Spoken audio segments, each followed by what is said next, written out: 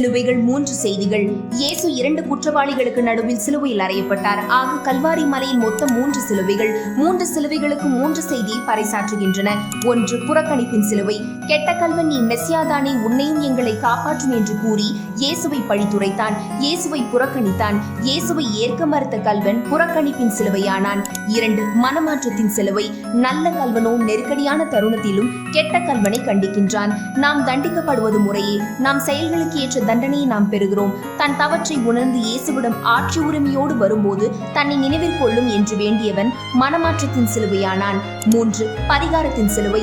யூதர்களின் தலைமை குரு வருடந்தோறும் ஆடு மாடுகளை பாவம் போக்கும் பலியாக ஒப்புக் கொடுப்பது போன்று இயேசு மனுக்குலத்தின் பாவத்திற்காக சிலுவையில் தொங்கினார்.